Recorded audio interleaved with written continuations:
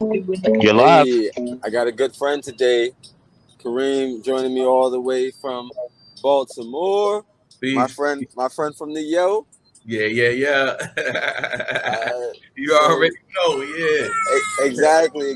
I can ask him to say hot dog or two, and you know where he is from. But that is my Yeah. man from the other side.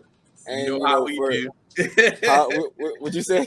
You know how we do with us too. Exactly. Exactly. For some of you guys who don't know, I spent some time at University of Baltimore, and that's where I met Kareem. Mhm. Kareem, he's a good brother. I'm sure he'll tell you more about himself. He does a lot within his city, and I definitely thought it was about time to have you on, brother. Oh man, So I appreciate you having me. yeah, so for the people who don't know about you, tell them about yourself. So just a little bit about me. Again, my name is Kareem Amin. I'm from Baltimore. Definitely spent most of my time in West Baltimore, though Okay. I've lived all around the city, East and West. I do a lot of work in the 1-7. I'm the executive director of an organization called Voices of 21217. We're a youth-led arts advocacy organization where we teach youth how to preserve their stories through photography, film, and creative writing. Some of our work actually that we have done has been featured at a pop-up arts event actually at the Smithsonian last December. So our work has been featured at the Smithsonian Portrait Museum, and then also at Coppin State University at the No Boundaries Youth Organizers event that happened in April of this year. That's a large event. Youth from all over Baltimore come out. Youth advocates, probably future politicians, future leaders come out and just talk about issues in Baltimore. The mayor was there. We had other dignitaries like Senate. We had different senators that came out, and all folks and all sorts of people that represented Baltimore.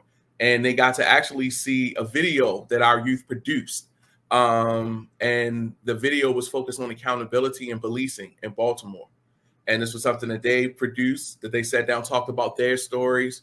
One of the youth that was on there was actually Corinne Gaines' cousin. So it was a really interesting story just hearing her talking about policing Ah, and okay. things like that, man. So the work that I've been getting into has been really, brother, over the last couple of years, we're getting really heavy, man, really heavy. So my bad for going in like that, man, but it's just been a lot. And yeah, it's great to catch up with you. No, I mean, I appreciate you giving, the people some context of, who I'm speaking to. And, Kareem, for, some people who don't know, you were also in the media aspect, right? Like, I know Mhm. that I visited one of the studios you work with or you guys own or something like that. So, tell us a little bit about that aspect. I know you talked about your advocacy and your activist aspect. But tell us a little bit about your media and what you I look would to do love in to. media. My man, I appreciate it. I love to talk to you about the arts because arts is really at the very foundation of the work that I do. And we have an organization called Iron Crown Productions, where it's a group of brothers that's brought their companies together to start to produce films, content that really speaks to people really from the area, from our community, and really showing the nuances in black people. So we actually just launched Stream DMV. So I got my t-shirt on. Hold on, let me go to the right way. Stream DMV Oh, right you here. gotta give me one. I ain't even Yep, I know. gotta get you a Okay. t-shirt. So Stream DMV is a site that just got launched recently.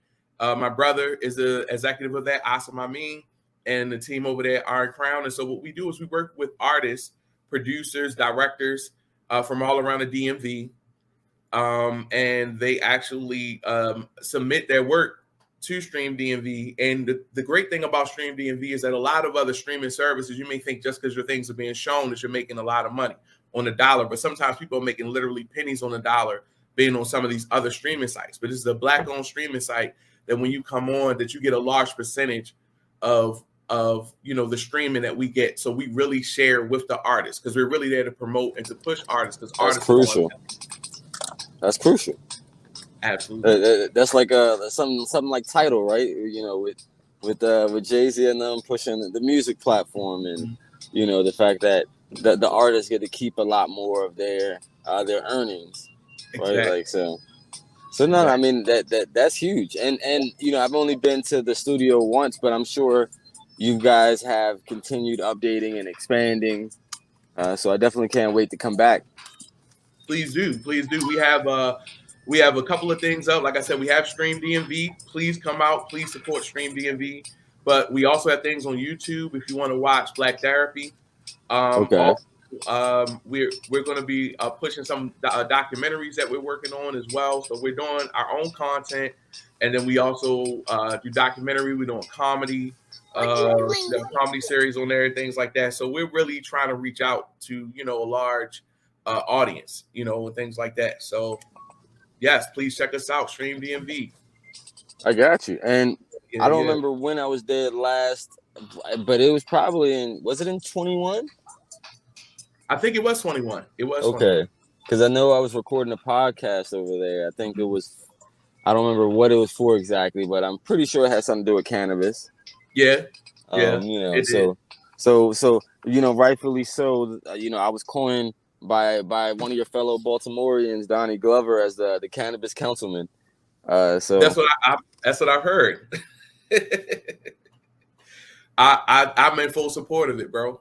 You know, um, I love the way that you're approaching it and just being upfront with it because unfortunately cannabis, as we know in our community, has just devastated our communities at times with people getting locked up for small quantities, or even quantities that now people are making millions of dollars off of, every year. And so thank you. We do need a cannabis councilman. Like, yeah, so basically I'm really in support of a lot of the things that Martin is standing for, especially being a cannabis cannabis councilman. I think just being just having somebody that's talking about cannabis in a way that is more intelligent, um, more thoughtful, nuanced. Because a lot of times when people are having those conversations, they're just looking at it as just a drug that people are just taking every day just to have a good time. But really, it's something that can really be healthy. It's something that it can impact your immune system in positive ways if people would do research. Of course, smoking itself has its own issues within that, but cannabis itself is actually a good thing. It's a healing thing. I know it's something that myself I believe in. The use of cannabis because I think it's important to use it like anything else. Use it in a responsible way. But I'm a person that has dealt with a lot of different health issues at times. In general, I have really good health, but I've dealt with early onset of arthritis, and it really impacted me for a long time and for many years. And so it's something that actually helped me out through pain management and things like that, especially when you use responsible. And so I think that it's important to know that it's not just something that people are just doing, just to be doing. I think also folks that have mental health challenges, I know that's something I really try to advocate for, getting therapy and things like that. And so sometimes cannabis oil, different other cannabis products, and the bud itself is really just something that can help people with a lot of mental health challenges and a lot of mental health issues, people dealing with depression. We know after um, COVID, everyone's dealt with some sort of mental health issue. Um, I've had members of my family that have been challenged with it, with mental health, and they're just dealing with everyday, you know, life. We all deal with it. We all need to go to therapy and things like that. But I think things like cannabis is very helpful um, for our community if used responsibly. Also, I think legally, we need to start to address a lot of these issues around individuals that are still locked up and are still incarcerated because they were arrested for cannabis use. And so I think that's important as well to start to try to get some individuals that are incarcerated now because of things now that are legal that people are making millions of dollars off every day. We need to start to get some of those brothers and sisters free. I think that's another issue that's around cannabis, and I hope that, as they say, as the cannabis councilman, you could definitely help to address because there's a lot of issues around that that impacts our community, and it needs to be addressed in a fair manner. Absolutely. the thing I was gonna ask you was, do you feel as though the city, I mean not the city, the state we're going to do right by, people of color this time around. As far as we know, the restorative justice piece is going to be, heavy on the mind. Of course, it's something that I'm going to mention, like no incarceration should happen with legalization. And people, of course, that, are incarcerated should be released, Mm-hmm. for cannabis related offenses. But Mm-hmm. I'm talking about from a business perspective, because I think Mm-hmm. that that's one of the things that, will create generational wealth and, will allow a lot of opportunities for people of color, women owned businesses, veteran owned businesses. So, Mm-hmm. what is your thought process? Are we going to do right by black and brown people? Man, I don't know. I think we have some incredible people that are down there that really support us. I think we need more folks like you, Martin. Honestly, to support. I know we got some great senators down there, like Senator Hayes and things like that. Senator Carter, you got to mention Senator Carter. Throw her. You got those, Auntie Carter out there. Okay, definitely got to throw out there as well. And we got some dope people. Got anybody else we got to throw out there? Well, We got you can't forget McCray. We got yes, some good yes, folks. yes. We got to definitely give it to McCray. No, good dude. Yeah, Yep. we got a lot of good folks. We got a lot of good Yeah, folks. we definitely good folks. I just wanted to shout out one or two before I got up out of here because I think we have folks down there that really support us in many different ways. But I would say as far as the legalization piece, that's going to be important, especially not candidates, but elected officials that are from our communities to support making sure that we are resisting the incarceration and the mass incarceration of individuals based on cannabis arrests. We definitely Yes. need that support. We need to also, like you said, in regards to business, we have a lot of land that's available that's black owned that are in black communities, and in a responsible way, we could have community farms that could grow certain things, and that's ways to bring business. And I know that people may say that's a radical idea, but why not just do it right there? Teach people all these different skills, That don't seem radical to me. you know what I mean? I think you've been listening because one of the things that I always talk about is like the community farms and the thought is a future farmers program, right? So like as this industry continues to boom, we know that agriculture is going to be a big part of the industry, right? So we know that they're going to need farmers. Mm-hmm. You know what I mean? And the thought is like I've seen where a lot of the dispensaries are, where a lot of not a lot of where a lot of the grows are in the state of Maryland, and they happen to be in the Eastern Shore and the Western Shore. And a lot of people say because of pricing, and I'm sure pricing goes into that, but they also have like the infrastructure. A lot of rural farmland. I think personally we could have more. Like we said in the city, and especially in like southern Maryland, southern Prince George's, where there is a lot of land. Exactly. Right, like so we could have these future farmers, right? Like not every kid wants to necessarily go to get a secondary degree, higher education, and nor do they want to work at McDonald's, right? Like so, let's present them opportunities, in an industry that might be exciting for them, right? So you don't have to start them off growing, of course, THC flower. You can start them off growing hemp or just learning how to grow their own food. Every person should learn how to grow their own food. That's and sustain themselves. That's critically important, especially now with pricing going everywhere and anywhere. There's a lot of issues with gas, the price of gas, things like that. So we need to make sure we have more jobs that are closer to where people actually live at. That you said, are beneficial. Like these different farming jobs and things like that, and also dispensaries. Like I'm saying, dispensaries are literally popping up everywhere. Like it doesn't matter where you're at in Maryland, I see them.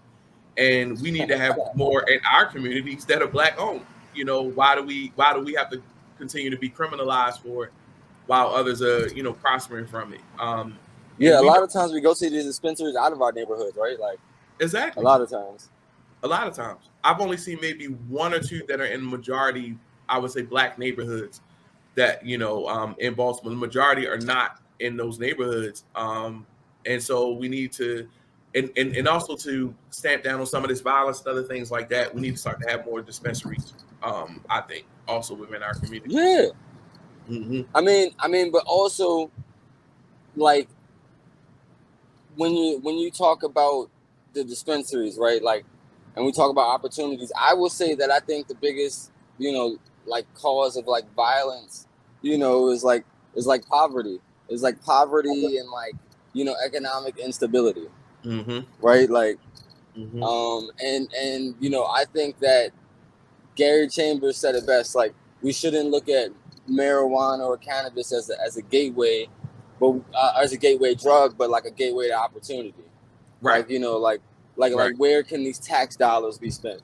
What programs can we put in place to teach, you know, students about sustainable farming, and you know, the different uses of hemp, right? Like 3,500 uses, you know. So that's the one thing that I look at, because when I look at Baltimore and I just walk around, sometimes I don't see opportunity like always readily available, you know, for some of these individuals, right? Like,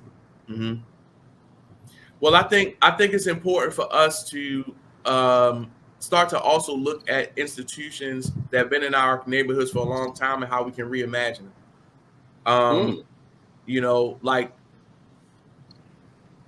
there are opportunities now in Baltimore for the markets. Like, we have Baltimore Public Markets, you know, and doing some work with them to try to help to redevelop those markets.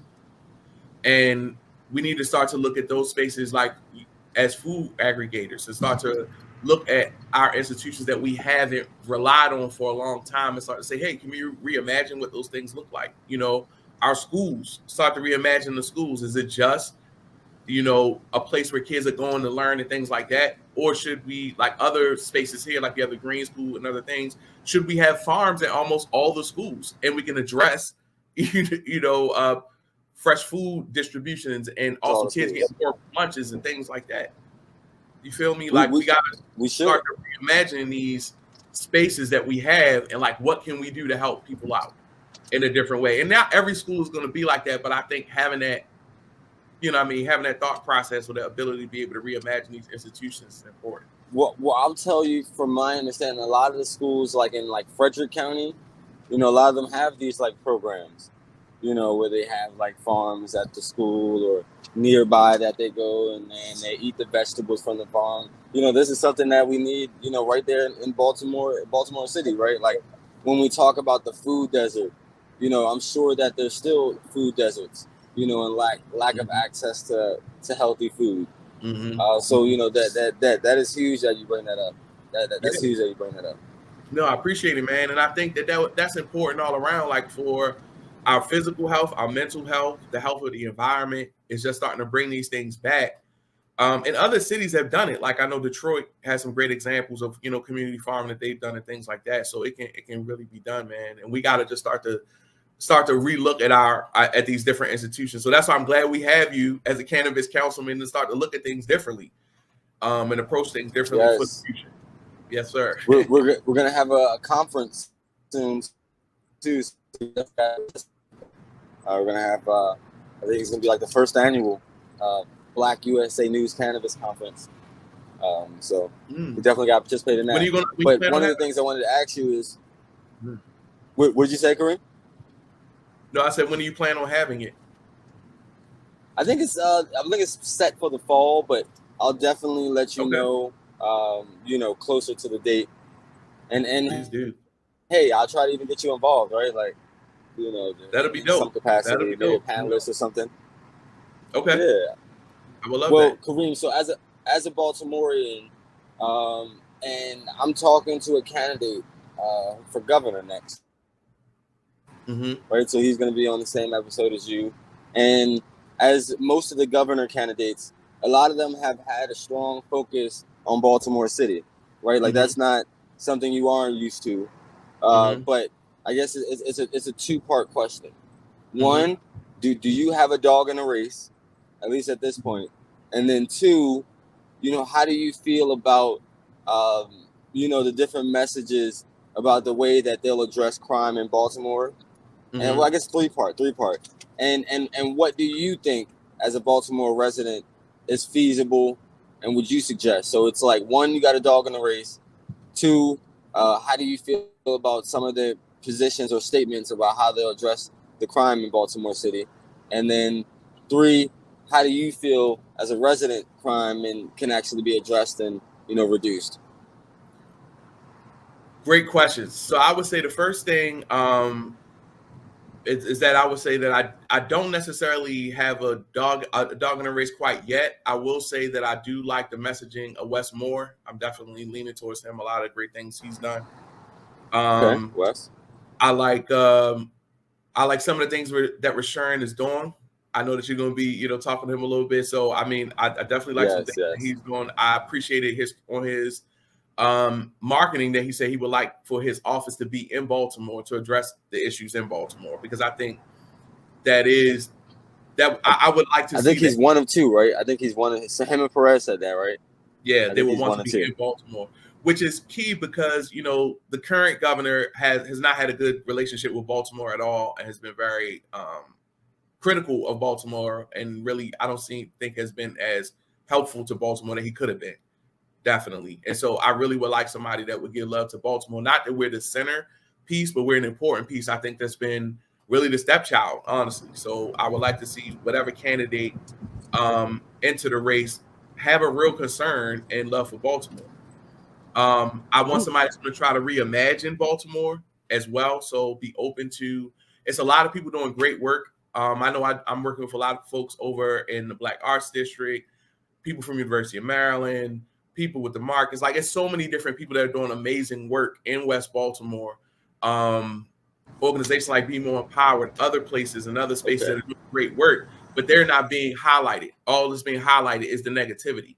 And there's so many people that are doing So great true. work and reimagining their work. Those people need to get shine on a whole lot more. And so that's something I would like to see, and get support as well. Um, and so that's something that I would like the next governor to be. And then what was the last question that you had? I want to make sure I hit all of them. So it was the dog in the fight, feelings on some of their statements of violence, and then what you believe can be done or addressed as a resident, because a lot of these people aren't residents and they're just they have their suggestions. I would say, as a resident of Baltimore, focus on the folks that are really trying to improve things. The people that are doing negative things, they're getting a lot of focus. They're getting a lot of attention all around. They're getting plenty. Let's start to focus on reimagining how we're addressing these issues. You can't address violence with violence. Like, you can't over police something and force someone to stop being violent. Like, you gotta offer different, more peaceful means to it, more conflict management skills. We gotta learn how to start to teach that more, not only in schools but on the street and exercising. Even in our communities. And so I think that as a resident, we got to start to reimagine the institutions, but also how we're addressing these issues as well within our communities with some strength, but not with being overbearing, you know, um, and providing resources to people on the street. Just don't try to clean up streets by locking everyone up, but go out there every day consistently and provide these resources. So as a resident, those are some things that I would love to see, and focus on the arts. It's a lot of culture in Baltimore. So in order to shift the culture, we got to also have focus on art and artists. And I know you, as a person that supports art all the time, myself, Well, I'm an you know art. I love the poetry, but I always support. Definitely gonna be a supporter of the art all the time. With the one with Got you, sprinkles?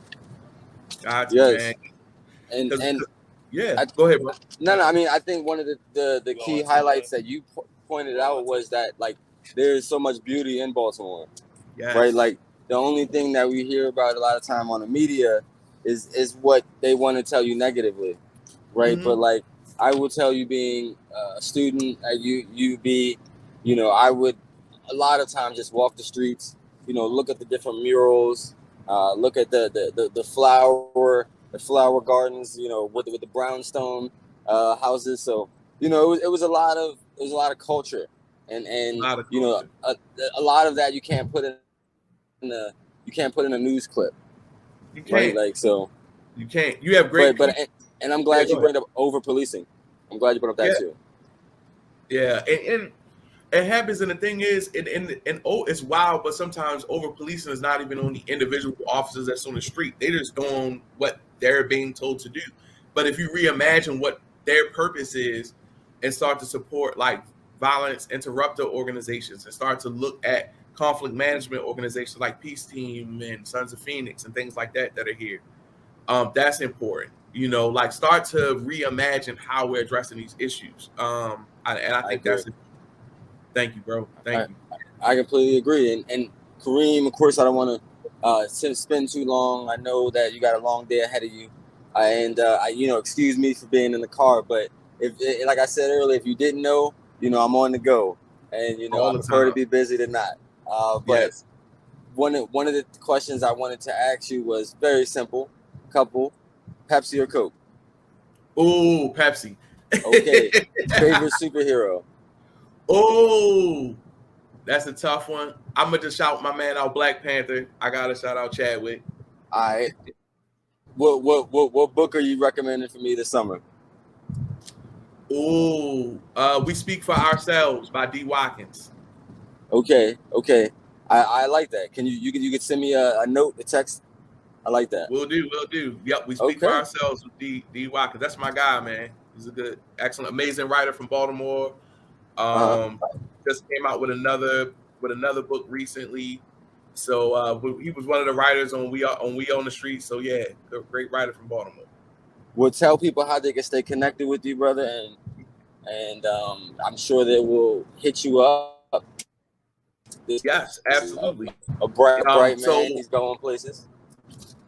yes. So so you can reach me at voicesof21217.org. That's our website. You can see some of our photos, see some of our video, our featured films and things like that are on there. You can also reach me at Okay. voicesof21217 on Instagram, Facebook, things like that. So I'm definitely accessible and really use Instagram a lot. And yeah, man, just keep in touch with me also through Martin. He could definitely connect Yes, you. So sir. I'm sure I'll get you out the yes. Laurel soon, man. I appreciate you, Please do. and I love my PK folks, we need to get up soon, man. Yep. It's been too long. Absolutely. It's been too long. It's definitely been We're too in long, man. solidarity, my friend. Yes, love. Yes, peace. I'll talk to you soon. Peace. Have a good one.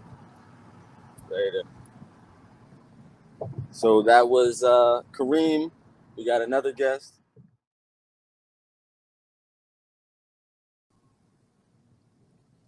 So we have another guest on People Over Politics. I am proud to say we have another Prince Georgian here from gorgeous Prince George's County. You always hear me mention gorgeous Prince George's. Hey, Rushern, thanks for joining us today. Warren, thanks for having me, and it's always good to be in the house with fellow Prince Georgians. And I love the title because part of our campaign, community over politics. So perfect show title. Okay, and so Rushern, for people who don't know about you, tell them a little bit about you. So I served in 8 years in the House of Delegates from Prince George's County. 4 of those years were on appropriations and 4 were on judiciary. And if you think about the issues we're facing now in this state, in this country, those 2 committees have tremendous power. Appropriations determine how much money the state sends back. And then I served for 8 years as county executive at a time when Prince George's County was going through a lot. Our county executive, former county executive, was on his way to jail. So was a councilwoman. Our homicide rates were up to the highest. We were last in job creation in the state. And we were the epicenter of the mortgage foreclosure crisis. And so all of those things were happening when I came in 2010. And after 8 years, I'm proud to say that we were able to turn the county around. If you drive through Prince George's County, if you were here in 2010, and you drive through the county now, it's a different place. I agree. We were able to lead the state in job creation 5 years in a row. We dropped our homicide rates to the lowest that they had seen in 30 years. When I left, I think 1 homicide too many, but we were at 68. And so we were able to turn around and improve our education system. So that experience is what propelled me to want to run for governor. Well, I will say that I understand that the crime stats, and we're definitely not in a great place now with crime, as you probably know. But yeah. one of the things I would say that the education, we've had some highlights, but we've also had some down points where we've been in the media And I like to say, fairly, that I'm a product of Prince George's County Schools, proud graduate, right? So I will say that there's a lot of beauty that will come out of Prince George's County Public Schools. And, don't believe everything that you hear the media, because a lot of times they give you the negative spin, right? So I'll say that happens, but there are some truths to things that happen in this school system, right? So, like, as governor, what do you think you can do to address Baltimore? Because Baltimore receives the most dollars. Prince George's County is one of the biggest systems. Baltimore receives the most dollars, but it doesn't make it to the classroom. So how are we going to ensure that it makes it to the classroom? Well, I think you just hit it right. I mean, and let me just talk about Prince George's County just for a second, because you're absolutely right. We have our challenges, but the only way you're going to deal with those challenges is to speak truth. Admit where you have issues and then try and solve them. You're not going to solve them all the way, in one fell swoop, but you can make progress. We made progress. All of my children went to high school and went to school in Prince George's County public schools, from pre-K all the way up to all three graduated from Suitland High School. We had a wonderful education in the county, and we had some challenges. It's the same way in Baltimore City. So it's not just about the money, it's making sure the money actually goes to where it needs to go. And so whether it's Prince George's County or Baltimore City or Western Maryland, where we have issues, the money has to go actually impacting the classroom. So there as governor, there are a few things that I think we should do. One, certainly we know that we have to fully fund the current commission, but we have to go beyond that, because COVID has told us that many of our children are sitting at home without access to the internet. And so if we go through another lockdown, they're just locked out. And also, many of them don't have the resources or support at home that my kids got with my wife and I. And so since we know COVID, the good part about COVID is we know for a fact where those places are. And so we should be prepared as a state to begin immediately to target those areas where we know we are having digital divide. That's right. Huge. That's right. So target those areas right now where we have challenges and prepare for it. And then, we know that we're losing teachers, and not just teachers, but staff, inside our schools, our bus drivers and folks like that. They're concerned. So we're going to have to incentivize, our young teachers and veteran teachers to stay in the teaching field, to let them know we support them and appreciate them, not just compensate them, which we should, but also support them by continuing education, making quality of life decisions for them better. And we can do that with a combination of the state and the local jurisdiction. The final thing that I like to talk about is what we don't do a lot of, and we started to do, and that is dealing with both mental and behavioral health. My partner, Nancy Navarro, started her career on the school board in Montgomery County. And so that's how she got involved in politics, sending her children through the public school system there, which has some good schools and some challenging schools like everywhere else. But one of the things we both came to agree on is that having wellness centers in our school, having social workers and health departments in there to help with not just behavioral and mental health, but wellness for the family. Because our children are not coming in to the building and leaving the world behind. They're coming in with everything that they were going on. And it doesn't just mean they're coming from backgrounds where, they have challenges. I know from my own experience, my wife was diagnosed with early onset dementia when I was county executive. And so my daughter, my baby, was still in high school. And so there were challenges at home for her to leave a home situation that was unstable, because she didn't know, where, what situation my wife was going to be in. And then she had to go to school and pretend like none of that happened. Well, that's impossible. And so we should provide an avenue of help there. And so what I want to do is have a state superintendent of school that's going to be active and engaged at the local level with all 24 superintendents. I want a state school board that doesn't just come in when something's wrong, like they're doing now in Prince George's County. They need to be a partner throughout. And so it's very important that in this current commission and in this funding, we provide the type of support to the systems that we need. You brought up a lot of great points, especially the fact that we need, more mental health, in schools. I think that's huge. So just a couple questions while we're still focusing on schools, because schools is always a big talking point, and schools is always going to be important to the residents, right? Like, provides that social capital. So the question that I have is, when we're talking about putting more of these resources into schools, as the next governor, would you be supportive of reducing the amount of school resource officers in schools to allocate, this budget, to allocate monies to this budget for these services?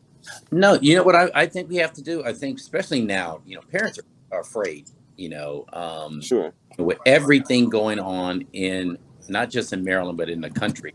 They're afraid of the safety of their children at school. So what I think we have to do is to my question was, I'm sorry to interrupt, but the thought is, how many school resource officers have stopped an armed shooting? Because I understand where we are in this world, and the thought is like, we are nervous, but like, how many SROs have stopped school shootings? Here's the thing. I think your question is a very valid one about how many have stopped it. But think about this from a parental perspective. I know for me, is that you need the resource officers there to coordinate what's going to happen if an incident like happened, or a fight like in Alexandria happened. So it's not removing the resources, the resource officers out of the school.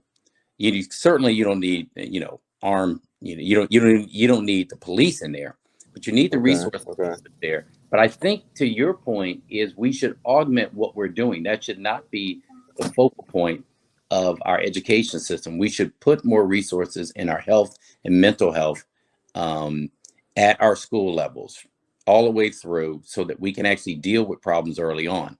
The resources officers are there to understand what's going on at a school-wide system. And here's a quick example. So what we did when I was county executive was have the chief of the school resources officers would sit in on our crime briefing, so that they would understand what are the natures of what's going on throughout the county. So that we can make sure that if there are heightened areas around the schools, that they could be aware of that we're seeing, carjackings in this area, or something, or robberies in this area. So they just heightened to be aware that people are entering the school, not necessarily what's going on inside the four walls. So I think we can do that. Okay, I mean, hey, that's fair, and I just wanted to make sure, because the thought is like, the perception is, if we have these armed officers or SROs, that we will be safer, and that but the thought is like, the reason I say perception is because a lot of times that's just that just comforts us to think that that they would be there and everything like that. And I guess another point is, it's been a very contentious issue. Are we going to be for all elected school board? I think I asked a lot of these candidates that. Yeah, I think so. I mean, my philosophy always was that local jurisdictions should determine how they want to proceed. I think the decision that the county executive made here to go back to an all elected school board is the right decision for Prince George's County. But that was late in the game. That was an early campaign promise. like come on, we know it's election season. We've been around long enough. Yeah. I definitely, the thing that I've always tried to do is to be straightforward and honest with what I thought we should do, whether people liked it or disliked it, but at least they could react to it. And so as governor, one of the things that I know, both, having served at the local level, is that it really should be the choice of the local jurisdiction what type of governance structure there is. No matter what type of governance structure you take, Anne Arundel County, for example, theirs is, an appointed system. They've made some tweaks to it. Baltimore County is a hybrid of elected and appointed. But whatever the governance structure is, the main thing is to make sure that the resources that we're spending at the local level and at the state level are actually impacting the classroom and are not being hampered because of, politics that are going on at the school board level. And that's where the school, Yes, sir. that's why you have a state school board, which we rarely talk about. And that's why you have a state superintendent. Their job is to monitor these things, not to set the governance structure, but to make sure that the resources are getting actually impacting the classroom and they're making a difference. And if they're not, how do we change it? I understand, and I'm sure that the next governor is going to be tasked with figuring out how to address things that happen in Prince George's and Baltimore City. It's no, I don't think it's by any fault that we are, of course, the Black county, and we receive a lot of negative attention. But right. I will say that one of the other questions I have, and I've asked the governor, some of the governor candidates, is will the next governor be supportive of student school board member having voting rights? And the reason I ask is because I think it's critical, because I think that these are the cream of the crop young folks that I've seen as student school board members, especially from my time in Prince George's County. I know you've known probably several of the student school board members, and they're cream of the crop. So these are people who were elected by their peers, and I think they can make good decisions. So I just wanted to hear your point of view, because I've asked that question to most of the candidates by now. Yes. No, I think there is, I think they should vote on everything. The one exception that I think that I would look at, it wouldn't be capital. I know they can't vote on capital projects, which I think is crazy, because they're the ones who are in the schools themselves. I mean, they know. Yes. They know better than anybody else. I told the story the other day how I wanted to build a new Suitland High School. And I was telling my daughter about it, and she had her own ideas. In fact, all my kids had ideas of what their former high school should look like and what was working, wasn't working. So I think that's one. Yes. Where you get into an issue, and then it will be, is around personnel, because that's the one area where I think would cause some trepidation, both from a legal standpoint and from others. So I think that's the only area when you're dealing with personnel issues, just how far you can go. But I do think we should open it up. I think they bring that's why we have them on the school board in the first place, to bring that perspective of someone actually going through the policies that we're implementing. I mean, I appreciate you saying that. I very much do, because I think I was talking to a delegate candidate, and she was like, "Yeah, advocacy and using their voice again." Please. Oh, okay. I apologize. So the connection got a little muffled there. Mm-hmm. But what I was saying was, I spoke to a delegate candidate about the same topic, and her thought process was giving them their voice, allowing them to voice their opinion and taking it into consideration, but not necessarily allowing them to vote because they haven't experienced enough. They're not old enough, essentially. And what I kind of told her is, what makes older voters or older people better decision makers, right? Like I really couldn't answer that. So, No, I think you're absolutely right. I mean, like I said, the only issue I can see that you have to be careful about, and it's a legal one, it's not really, is personnel. We put that makes sense. around personnel issues and that protects them too, because you don't want somebody in high school being sued, and named in a suit in a personnel issue. And so, but that's the only area I would see, is that you would have to navigate around, and there are ways to do that. But certainly you want that voice there. Agreed. And I think that you put that into perspective. From a legal perspective, I didn't think about the personnel, but outside of that, I think that they should. I think that they should. Yeah. Definitely, especially on everything. I mean, they're seeing it in real time. They're actually, going through these policies. We're trying to find our local number, because we kind of lost. So the question that I was going to ask you was, I know that you said you would move your office to Baltimore. I've seen, hearing from a Baltimore resident, he appreciates that. Yeah, he appreciates that, and I'm sure a lot of other people do.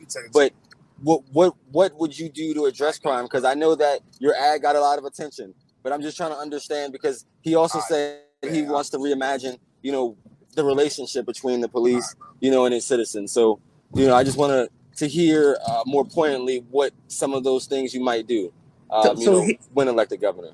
Right. So here's the reason I said, when not in session, we have a 90-day session in Annapolis where all the legislators are there.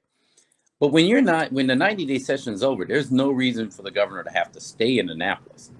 If the most critical issue facing the state is what's going on in our number one city, which is Baltimore City, why you already have a governor's office there. There's a governor's office in Baltimore, but it's not being used by Hogan because he doesn't want to have to deal with the issues that are going on there, as if they're living in, as if they're not Maryland citizens. So my perspective is move the office there so that you can focus the attention on what's going on in Baltimore City. And you can offer, more help to the mayor, the council, and the state's attorneys to deal with the problems. So part of it is, and I said I would declare a state of emergency. And I know people looked at that and said, a state of emergency. I was like, yeah, if you had over the past 8 years, 2,000 mostly young African-American men killed in the streets of Baltimore and nobody says anything, nobody does anything.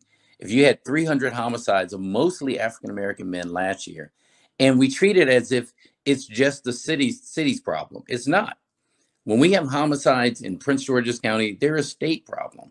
And so for me, the way you do it is you have to have the resources. No jurisdiction has enough money to deal with its problems itself. Baltimore City certainly doesn't. And so here are the things that I would do with the state of emergency. One, by declaring the state of emergency, just like we do when there's a snowstorm or a flood, it means it opens up more resources from the state, not just police, but certainly, that's part of it. So what I would do is, one, you already have, Maryland state troopers in Baltimore City already. Why not have those troopers in the downtown area, in that area, doing traffic stops, so that then the police of Baltimore can actually do community patrolling? The other thing is, more resources for the state's attorney's office. The one thing I criticize the governor is, saying I'm going to take money away from the state's attorney's office to teach her a lesson. Well, that's not teaching her a lesson. That means that you don't have crimes that should be prosecuted solved. So we would put more resources in there. But the other things that it would open up for the city is more mental health and behavioral health, more health department work in the city to help with our schools, to help with residents, more job training, focusing on making sure that we actually have a job training program for young people to go into these areas. And then, more treatment for those who are addicted to drugs. And so it opens up everything within the state to help. And that's the difference between just treating it as, hey, if they ask me for more resources, I'll give them to them. And the difference between a state of emergency where it automatically means every department, whether it's the Department of Commerce, which has a $100 million development incentive fund that can be used to help small businesses, or whether it's the health department or transportation to make sure our folks can get back and forth to the job centers, but also deal with infrastructure issues. It opens all those things up. That's why the state of emergency. Okay. And I do better understand that. And one of the things that I think to segue when we're talking about, where we are with crime, and I would believe you're a man who believes in second chances, right? Very much so. So the question that I posed to a lot of governor candidates was, definitely well within their purview, was I said, as the next governor, would you be an advocate for basically restoring the rights, not only of, ex-felons, because that's already been restored since 2016, but people who are currently incarcerated and convicted, not awaiting trial. And my reason being, here's the thing, those who are, awaiting trial and awaiting sentences haven't lost their constitutional right to vote. I mean, you don't lose that until you're convicted. Certainly, I'm for immediately once somebody has served their time and their sentence that they get their voting rights back. But the other part about it is, and this is something that I did as an executive, is you start working with returning citizens, is what I call them, before they actually return to our neighborhoods. The one thing we do know is where most of them are coming back. So why don't we start working with them at the local level while they're either in state jail or if they're in our local jail. We did this in our local jail in Prince George's County, in our correctional facility, where we started working with and integrating those citizens back into the main.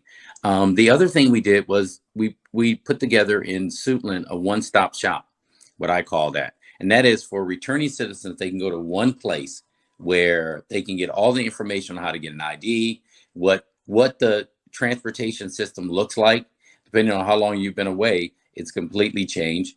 Where you can get, your driver's license, how you can get a driver's license, where you can find apartments that will actually rent to folks who've been formerly incarcerated, how you register to vote, how you get dental health. So in this one facility is a health clinic, a workforce development center, a housing referral center.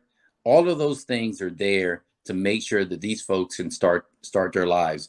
But the whole idea was really to start working with them before they actually get out, before they return. We did it at the local level. I want to see more of that at the state level, because the idea is, how do we keep these folks from recidiving? This is something I worked on as a delegate on judiciary, and as an executive, I got a chance to try and put it into action. And I told my middle daughter, who's a lawyer, who just came out of law school, that she and I are going to work on returning citizens' rights together once I've finished this whole politics things. Hey, I love to hear it. And so just so I'm clear, you mentioned a lot of great things in there. So I'm clear that we have an advocate for convicted people. Yes, so one of the things I'm most proud of under my legislative career is that, and this was before you were born, back in the 90s, when 1995, I was five. Yeah. Man. there were very few of us who were actually taking on the cause of lifers in prison. And so I was one of those folks that, advocated for us looking at sentences against people given a life sentence, whether in fact that should be changed and have the opportunity for parole. But also working for better conditions, whether it's, because a lot of the lifers in there were doing the hard work of teaching the young people coming in on how not to come back, how to get their education. And so I was very proud of the fact that I went to the prison and received an award from them from working with, and actually the group was Moms for Lifers award, because, as I mean, these are Black and brown people who are in these situations. And so a lot of them, we could help and make sure they're doing productive things behind the bars. And we want to make sure. And this also, this is a family thing. This is what my wife spent her life, working on the abolition of the death penalty and working with people who were convicted, some wrongfully convicted and others rightfully convicted. But her notion was that, you're not the sum of the worst thing that you did. Agreed. So this is something we're dedicated. So yes, we're on that side. Well, no, I mean, and the reason I asked is right because I bluntly asked the candidate, because he mentioned the great things, like he wants to put college credits back into school. He wants to make sure that the libraries are full. He wants to make sure that the wraparound services exist, after they return, so they could be reintegrated successfully back into society. But the question that I posed him was like, but why was their votes taken away? Just make that clear, right? And I was saying, like the thought is constitutionally, I don't believe they should be taken away. especially, given the fact that the 13th Amendment exists, and, the fact that this, I believe, is discriminatory towards people incarcerated. But, as I mentioned to him, I was like, these are, we receive census money for these individuals. So if they don't get a vote, you shouldn't receive census money. And that was my thought, right? That was my thought. You might be ready to go and argue before the Supreme Court on that. That's a pretty good. I've never heard that one connected together, but that's a pretty good issue. Let me just throw this out real quick. I know we're going to run out. But one of the things that I saw as a delegate, it was just demoralizing to witness, is we used to have a robust education system within our prison population, our correction system. Yes. In the 90s, because of the conservatism both in the Democratic Party and throughout the state, they actually took the education system out of our corrections, and they moved it where the Department of Education used to be connected to our Department of Corrections, so that when you came in, you found out a person was at a 4th grade reading level. We didn't just leave them that way when they were incarcerated. We helped them. We helped them out to get their GED, but also their college credits. They were actually taking college credits there for free, and people found it offensive. But it's so backwards, because if we actually while we have them as a captive audience, if we make them, better educated, skills, that when they get out, they're not going to come back. They're going to go into a place where they can actually work. And so we were backwards in the 90s, and we're paying for it now. I mean, no, I agree with you. I agree with you. And you brought up some real great points. And one of the very last things I wanted to ask you was, as the next governor, of course, we have to make it through the general election. We have had a lot of great Democrats go through the primary, so how are we going to win this general? We've run what, 1 in 20 years? Yeah. So yeah, I mean, how are we going to win this general? I know that we got a lot of Democratic candidates, right? A lot of great ones. Yeah, I think that the best way to win when you get to the general election, it's going to be about experience, that actually governing experience. If you think about the 2 Democrats that have won in the past, 20 years, they've both been executives at the local level. You got Paris Glendening, who was county executive in Prince George's County, and you have Martin O'Malley, who was mayor of Baltimore City. Because once you get to the general election, we're going to have a very, competitive opponent if Kelly Schultz wins. And people are going to look for experience. Can you actually do the job here in Maryland? What do you know about running, creating jobs in Maryland? What do you know about actually policing? We talk about policing. Everybody has an idea. But there's only one of us in the race that's actually had to control the police department, So when you talk about these, you're talking about them as I know what it's like to deal with it for 8 years. When we talk about job creations, there's only one candidate, that has actually created jobs in Maryland from the government level.